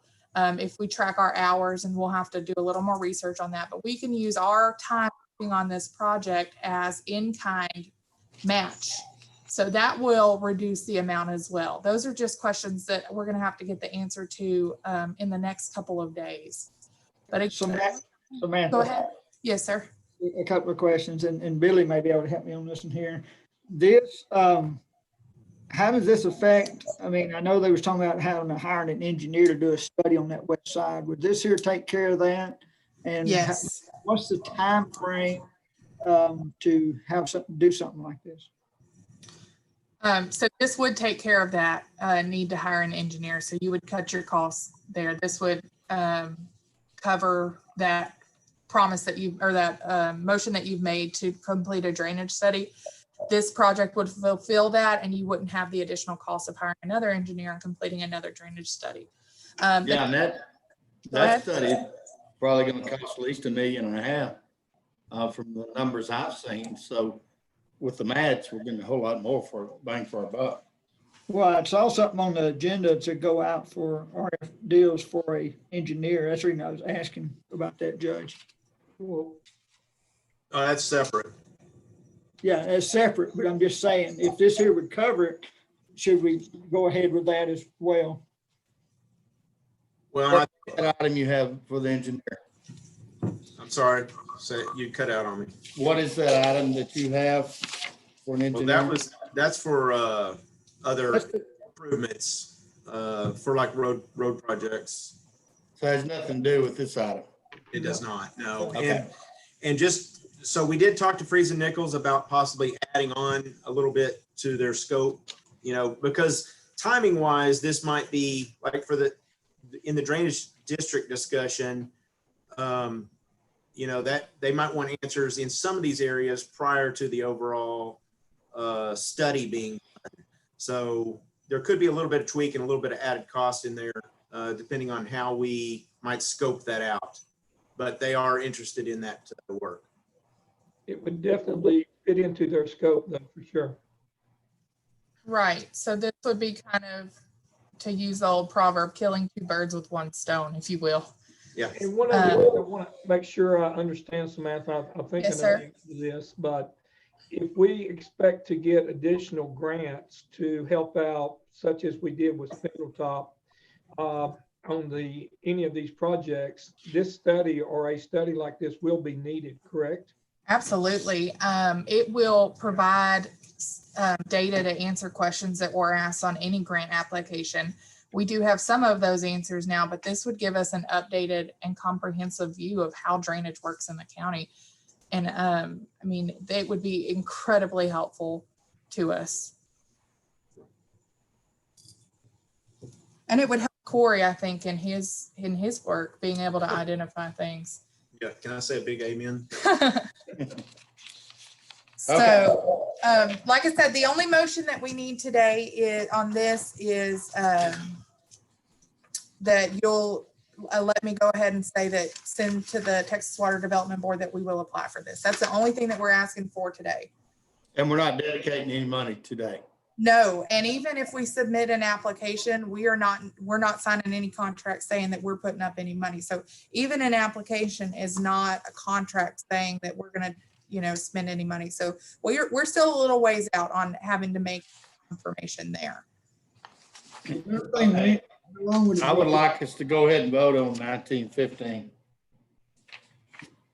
1915? I'll entertain a motion. So moved, Judge. Motion by Commissioner Gore, second by Commissioner Tice. How long, if everything went smoothly on this here, Samantha, what's our time frame? Start? Next spring would be when we executed contracting, eventually begin working on it. Grants move slow. No other questions? Those in favor? Aye. Opposed? Motion carries. 3.3, Sam, there's no other action needed on that one, correct? No, but before I turn drainage over to Corey, can I perhaps get y'all to my last item on consent? Number 17. To Yes. accept the Texas General Land Office monitoring and quality assurance monitoring report.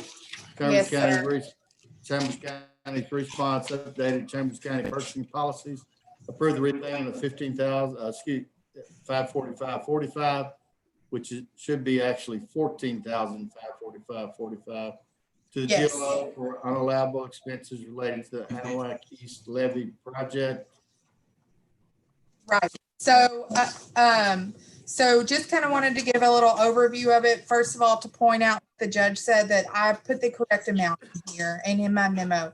The total amount that they're requesting we repay is $14,545.45. That was a typo on my part.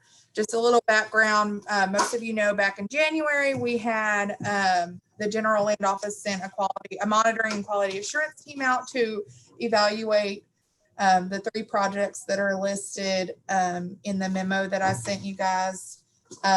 We got a really positive response overall. They did have a couple findings, but in the grand scheme of things, these were about $50 million total in contracts. And the only thing that they're asking us to repay is about $15,000.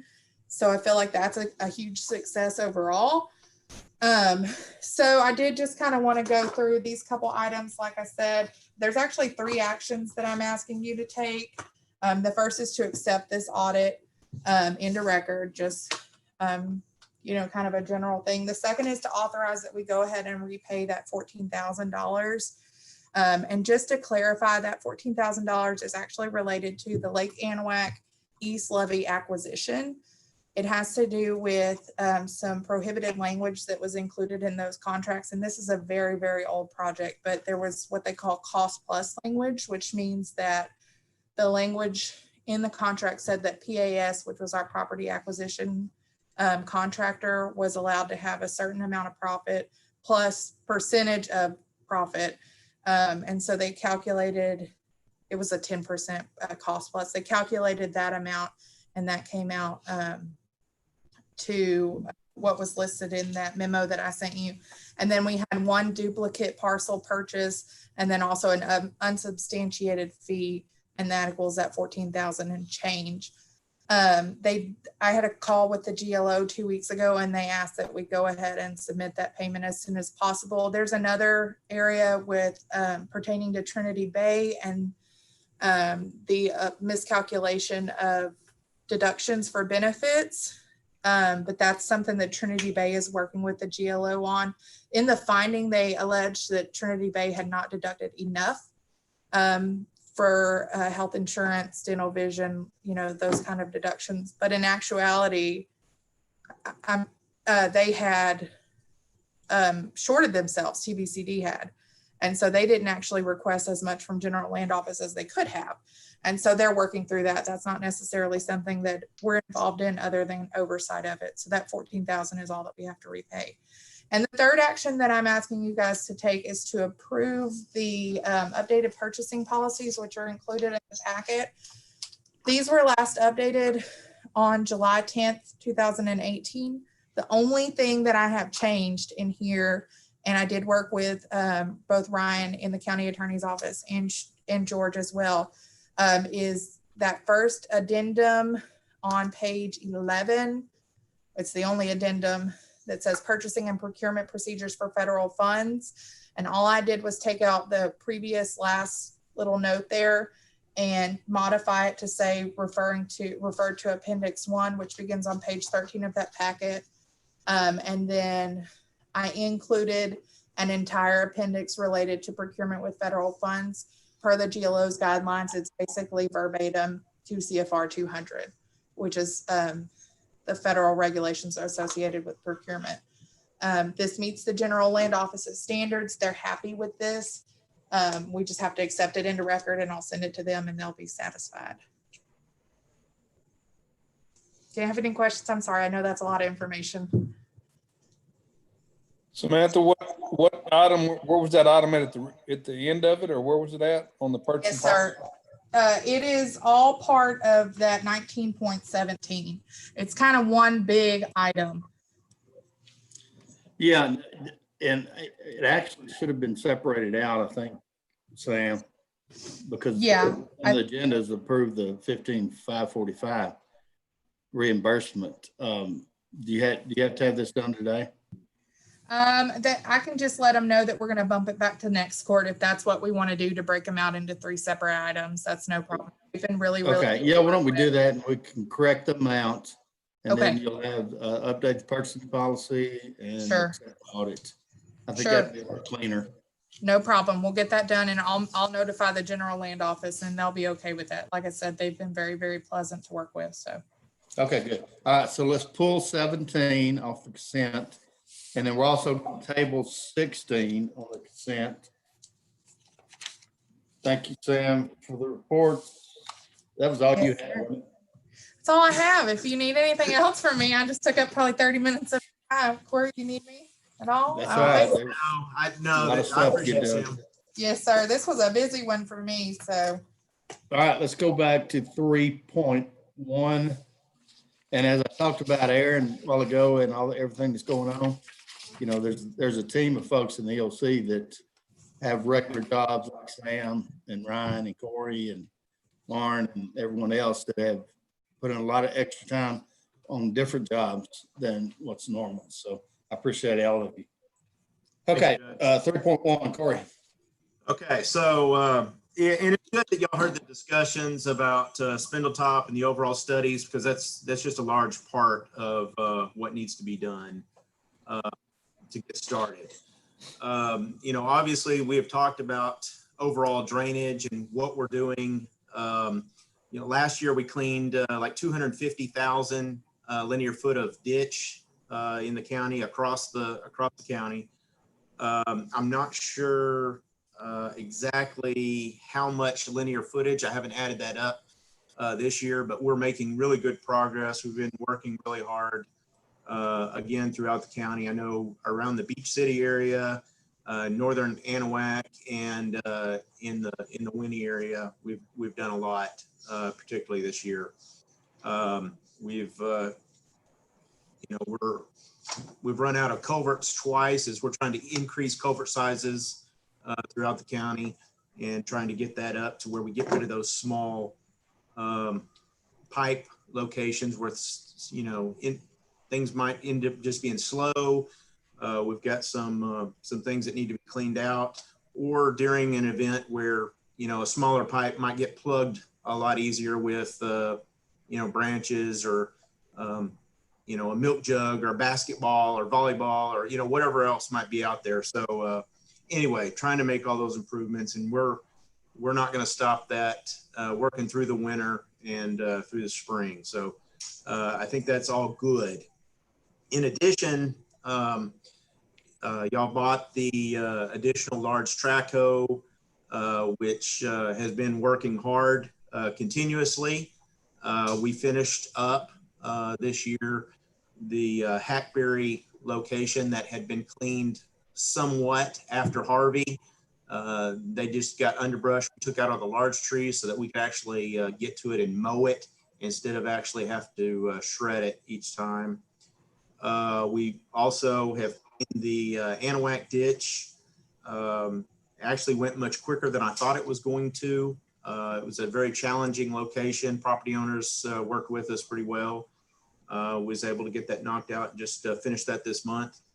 We're working now with that location, as I discussed in the last court, on existing roadways that, based on ditch drainage and just general wet areas, wasn't able to be mowed easily, which led to taller weeds and maybe some cattails and whatever have you, that end up leading to trees. And anyway, just became areas where the ditch was in really bad shape and not maintained for years. So right now we're doing that on Fairview. We've done some crossover road, looked at Eagle Ferry and some others that have that situation. We're trying to find a couple. There's a few more in Winnie area, but those are roadside ditches that we're working on now to get cleaned up. Beyond that, we have future locations that you know, need to be taken care of. You know, looking both east and west side. You know, I would like to balance out that work across the county. That is a, you know, it's a county piece of equipment. I've heard some discuss that it was for one side or the other, but it's not. I mean, we work for the whole county. So, anyway, starting on the east side, some of those projects would include, well, let me just say, so I think Spindletop, we talked about. Trinity Bay's got that future project that they're looking at doing. We have worked together on what we call the Dugat Ditch, which goes from basically Franzine down through the gap down to South Dugat near Buccaneer. That has been cleaned out. We did the surveying. Trinity Bay did that cleaning, so some kudos to them. We are, Bay is still working over on the east side around some of the laterals from Mayhaw. I think we're going to be doing some cleaning on the other existing channel that comes from that South Dugat, crosses Buccaneer and gets on up to, oh, crud, what is that road? Yeah, it escapes me at the moment. But anyway, up into kind of the middle of town. And then we're working a lot on trying to work from outfalls, spreading out from the outfalls. So in addition, we've got areas like Spring Branch, I think, and Albritton Gully that Trinity Bay is working on now. We might expand on what they do a little bit further north. We've got, we mentioned Anahuac Ditch. Some other areas that we're talking about might need some right-of-way would be areas that look very easy because they're close to the bay, coming down along South Main and Bayshore, and some areas that are not very far from the roadway over to the bay, but we don't have that right-of-way. So maybe trying to gain easements and do a little cleaning in some of those areas to get that drainage over. Because right now it runs out of like Anahuac and goes south, ties into Double Bayou, and has to go on down through drainage channels. And it's a pretty long path. Some of that stuff, if we get it cut over to the bay, seems like it would be an easy fix. But anyway, we need to try to work on that. But you need right of way for it. So that's one of the challenges. Generally talking about, since that's Trinity Bay's area, if we acquired it and maybe cleaned it, could we donate that to Trinity Bay and they maintain it from there? So that's one of the discussions there. So the other thing that we would like to do is continue what we did on Anahuac Ditch inside the city on down to 563, just to help push that water on down a little bit further from the city going out. And then let me switch to the west side. West side projects, we talked about Hack, but obviously going back to Harvey, there's been discussions, well, actually even previous to that, if you look at, there's the 24 west side study had Hackberry as one of the #1 projects, Hackberry and Cotton. So it's been on the radar for a while, even before the issues that happened during Harvey. But we need to complete the study that was just discussed and determine projects out of that.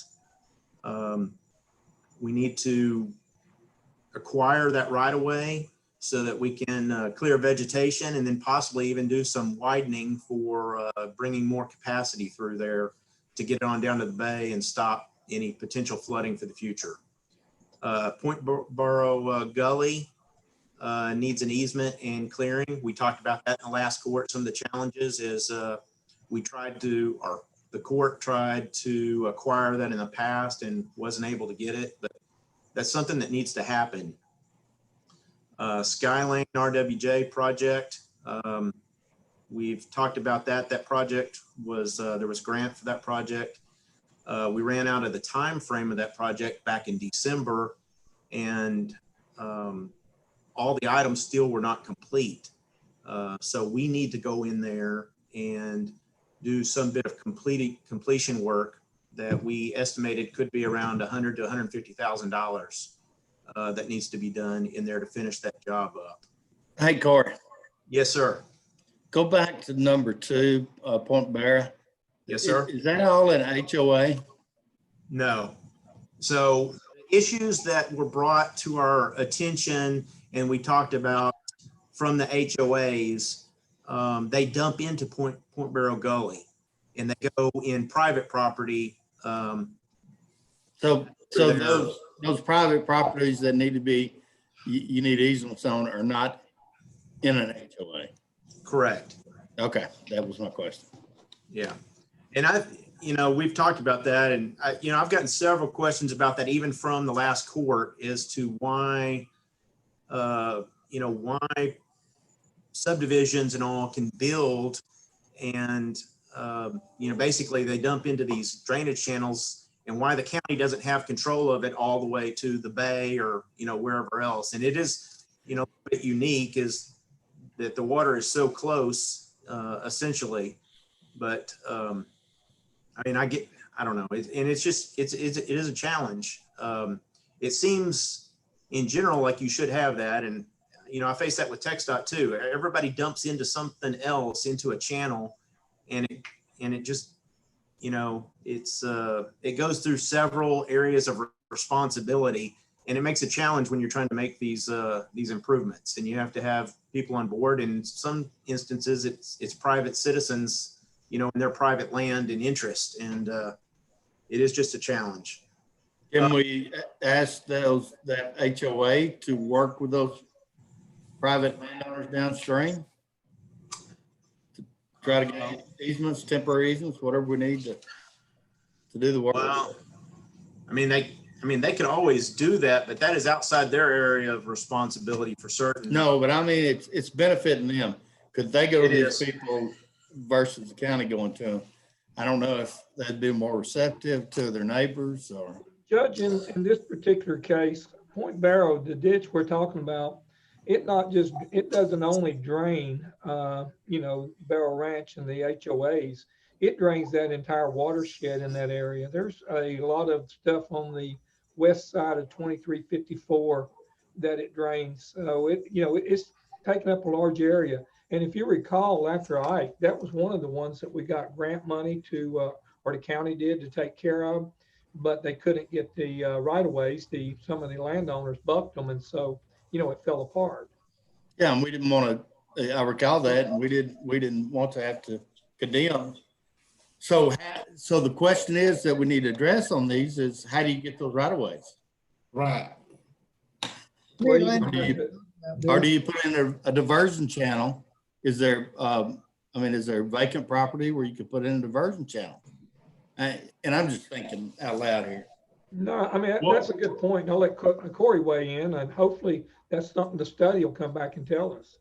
Okay. Yeah, well, I agree with that. I mean, in general, if we're clearing brush and stuff just to try to improve the flow somewhat, you know, I would not, you know, a diversion channel wouldn't be recommended. And I think at this point, that's what, you know, at a minimum is needed.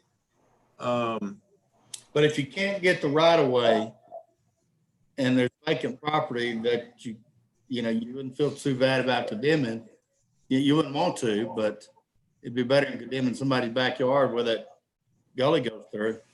And I don't think there is total vacant property from on the west side that you're going to find that's going to be very challenging to find, that there's not somebody you're going to affect, you know, that's not, you know, just total vacant open property. I think, and that's the challenge. I mean, yeah, I know. Really do some of these projects, at some point, condemnation is, I mean, that's what we've seen, I think, is that at some point, somebody's not going to want it in their backyard. They don't want to be the benefit for everybody else. And, you know, regardless, and, you know, you're going to have to take it. And you know, that's a challenge to all of these projects. And it's not an easy answer, I assure you. I mean, so I know it's costly, but do you go in and put underground culverts in? And, you know, if there's mitigation funds or something that at some point we could get, and then you restore the land back to what it is. So underground diversion channel, because it's not very far from these subdivisions to the bluff. Anyway, like I said, just thinking. Go ahead, Corey. Yeah, well, I mean, the more you pipe something, and I think, you know, Gary and Billy, especially working on a project that we have on the west side, you know, you run into problems with you know, pipes just are not as efficient as an open ditch overall, and you you can cause problems, you know, with I know. long There's lots of pipe. issues here. Yeah, I don't know. I mean, to me, it seems like an agreement would be more beneficial to work with the property owners that you know, like, okay, look, we need this for everybody's good. You know, maybe we add some aesthetic value to it when we build it back. You know, that they would gain some benefit out of. All right, so if we concentrate, if you had to concentrate on one project, a small project that need to get done, like Point Barrow, and figure out how we do that, and replicate it going forward. Right. Well, I mean, so I mean, you would have to have. We need a surveyor, apparently, that you know, to establish true meets and bounds for a purchase company to go out there and acquire the easements, whether or not they're, you know, paid easements, you know, for like right of way or a permanent construction easement. But, you know, this is not something that we want to do every 6 months or a year. We need to establish permanent access, whether it be through easement or right of way. So we need surveyors for meets and bounds, and we need a purchaser to a right of way, you know, individual to go out there and gain the property, and then, you know, and then we can go out. It's just like we've done on others. Then if you can't gain it, you go through condemnation, which I know you hate to do. So, I mean, if we look at that one, lay it out, how many property owners are there that would be affected? And I mean, might start out by talking to them. Right. Yeah. You know, I know that they've gone through that process. We have not tried that again since we started talking about it, Billy and I, last year. Certainly start back with that process of discussing and see if they're open to it at this point. You know, I guess I made the assumption that they weren't, since they haven't been in the past, and we're further away from the floods, as we kind of talked about before. But yeah, we can start back there. I think, you know, Hackberry, Cotton are, you know, Point Barrow and are probably our top two projects that we could look at. I mean, and I'll just list the others just so that everybody kind of aware, since we're kind of, you know, public forum. I mean, Hackberry, Cotton, Point Barrow, we mentioned Skyline, down across from, we've had some flooding in the Beach City Community Building and the fire department and Yepes Vineyard area. There's a small little gully over there that'd be easy to clean. Bay Ridge Gully, Saw Pit Gully, Sutton Gully, Tri-City Cut Off Gully, Spring Creek Gully, which is another one that we tried to gain right away on and couldn't gain in the past. McAdams Gully, same thing. We got permission to do something under 3180 by TxDOT, but no one gave us permission to do the overall drainage improvements. And then Kilgore drainage, completing that work. A lot of work. You said one of them's easy. What's the low hanging fruit? Yeah, we got a low hanging fruit that we could use, you know, do something and then pattern it after that. Yeah, I think the easiest one would probably be one that comes from 2354 over there to tying into the bay over there. There's only 2 property owners, and I think in general they seem to be in favor. So it'd just be finishing it out with an easement. So the cost benefit would be good? I would say that one would be pretty good, yes. Okay, maybe that's where we start. Okay. Ms. Yepes would be happy with that. Yes, she would. So just in general, I mean, it's, yeah, I mean, the thing is, I guess, you know, we talked about the budget numbers earlier. I mean, there is absolutely no way there's enough money in the budget to hire a surveying company that's working for a year, a purchasing company that's working for a year, and then have money left over for any right-of-way purchases. We're not going to get that out of that budget amount. So, I mean, certainly we can work towards those projects as we go along, and then when we run out of money each year, we just run out of money. But I'm not sure. I mean, obviously and I don't know. It's just a challenge. Well, and I think you prioritize. You take, like I said, the low hanging fruit, and then I think we look next year at when we work on our budget.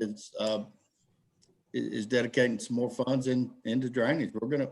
We're in the drainage business, at least partially. So we're going to have to dedicate some funds to it if we're going to work on it, which we increased it from 200,000 to $500,000 this year, which is not a lot of money for what we have to do, but still it's a start. No, I understand that. I agree. I'm just wanting to be transparent with the public that, 300,000 doesn't get these answers solved. And the drainage district is still probably the overall best method for doing that, because that gives them additional control and resources that I don't have, but I understand that's not an easy answer either. I think at this point, we just keep working. I think the main thing is we got a commitment from the court to do it. And we keep working on the directions that we're going. We're moving in a direction to possibly get a grant-funded study, pretty much countywide. And there's other additional grant monies out that, things like Hackberry, Cotton Creek, they're pretty big numbers. And hopefully we can get some grant assistance on those. And I think we need to sit down and just do a plan that, like Corey said, working within the budget we got. And like the judge said, take the low-hanging fruit that we can work on. And in the meantime, the district's still in play. If the voters decide that's the way they want to go, then, we hand this over to the district. If it don't happen, we still got to drain it. So, like the judge said, we'll just get in the drainage business and come back next year and do what we can do. If we can get those easements on those short ones, like the one you were talking, you passed, we can go in there and do some work on it. I agree. Yeah, that's, I'm sorry, go ahead, Jim. Commissioner Gore. Is there anything, into where McCullum Park is, anything we can cut across our park there and drain that would help in this area? I'm just asking, we already have that property. So you make the road ditch bigger and then you cut it on down to the park? We cut it down to the park and cut something over to the bay on our property. We would have to cut a ditch along the side of the road, McCullum Road, to drain it in that direction. Currently, that water drains back down on what we're calling Point Barrel Road. Yeah. And things typically drain back away from the bay, for a little bit till they hit a gully and then go back in. So I don't know, Corey, you weigh in on that, but I know we have to do some ditch work. We can divert. That's an idea. We can divert that back that way and cut something across our property right away. We may be something that helps alleviate some of that area. Well, the problem that you get into is that our property is somebody's front yard, and it's going to be you do get into the same issue. You would end up having to put a large pipe system in there because we don't have the right of way to create that much additional drainage. And when you go to diverting water away from a watershed to a different area, if there's any flooding that occurs after that point, then we put ourselves in some jeopardy there. That would need to be studied pretty hard before you go pushing water. And I don't know. It is possible in some small sections, but we'd have to be pretty careful on that. That there could be a negative effect in the process. I think that's a good idea.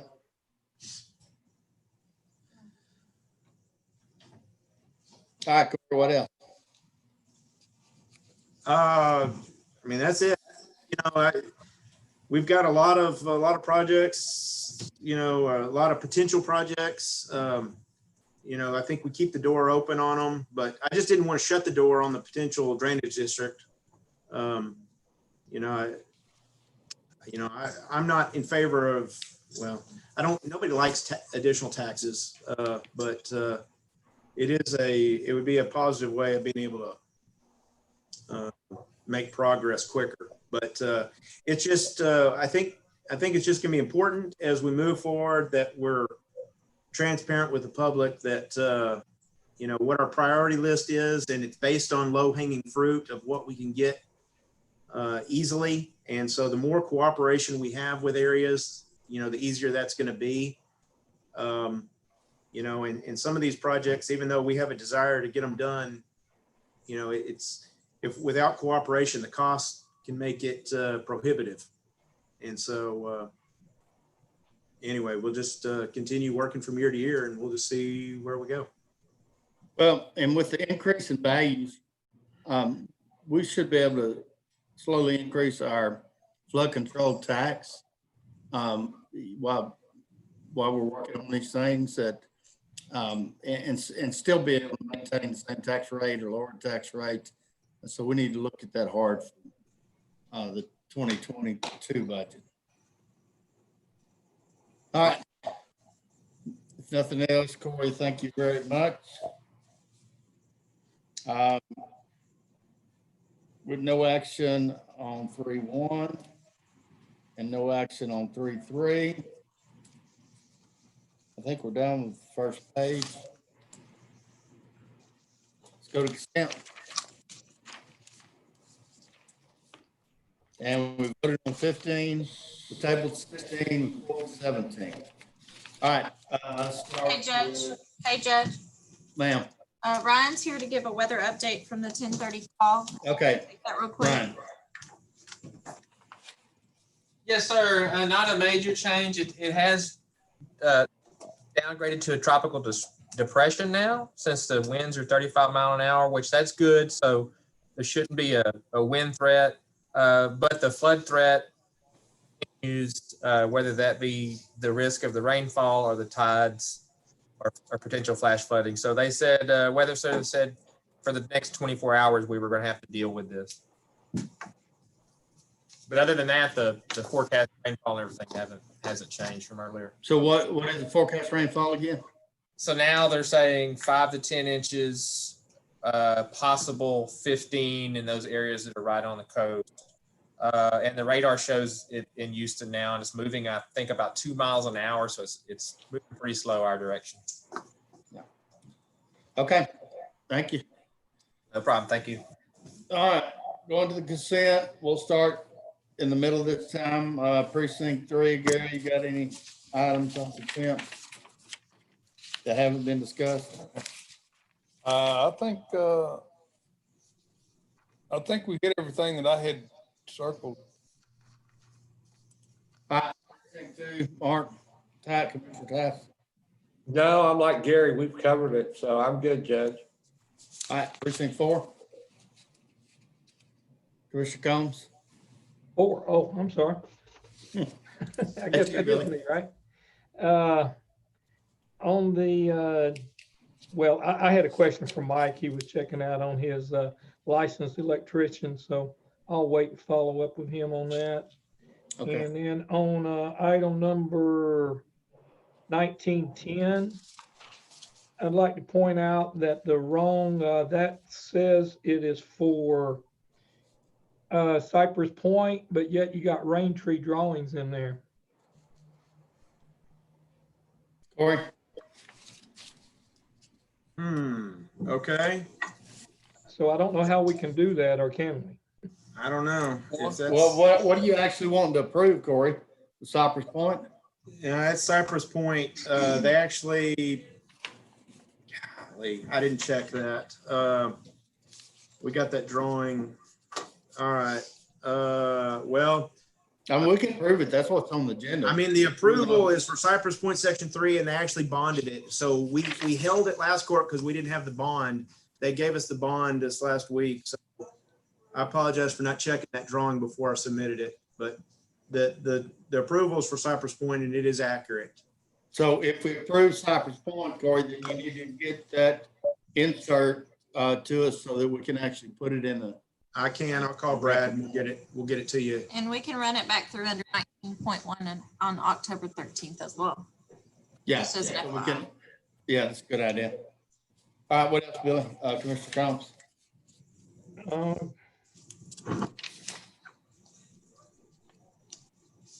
Yeah, on 1931, I want the whole court to give a big thank you for Deputy Dan for the donation of Molly, the drug dog. Echo that. No problem. Okay, what else, Billy? That's it. All right, precinct 1, Commissioner Gore. Hey, Corey, can you elaborate on 1920? That's what confused me earlier. 19 Which what? one? Which one, Commissioner? 21, 21. RFQ, qualification for a civil engineer to conduct the survey, preliminary plans. Yeah, so this is for projects, specifically the extension of Kilgore Parkway and like Needle Point Road. And if we end up doing anything on EW4, but for roadway projects that we were looking at specifically on the west side, I thought I had approval for that based on some earlier action, but based on the value that we would be spending on that contract, it needs to be advertised differently. So that's what I'm asking for. Okay, and that's what threw me, the water code 56.020. So it'd basically be engineering services, and it would be a little bit broad. We're looking for engineering experts that can do basically civil engineering work, which would include drainage and roadway. So those are the specific projects, but if we did a specific PO, you could add on to that for something else. But we're looking for somebody that has that expertise. Okay, thank you, sir. That was it, Judge. All right. Okay, no other questions. I'll entertain a motion on consent. So move, Judge. Motion by Commissioner Tice. Who's second? Second, Combs. Second by Commissioner Combs. Those in favor? Opposed? Motion carries. It's 11:47 a.m. We're going to recess to executive session at this time. Under deliberation regarding real property and consultation with attorney. 20.1, discuss and consider whether to dispose of 1.4 acres of county property located at 1210 East Winfrey Avenue. Said property including the old courthouse, narcotics task force building, actually the city hall, and which method of disposition to use under local government code 263 of auctions, still did broker or property exchange. So at 11:48 a.m. we will recess to executive session. Judge, can we take 5 minutes? Yes, I'm going to. I don't know about y'all. Thanks, Judge. Thank you.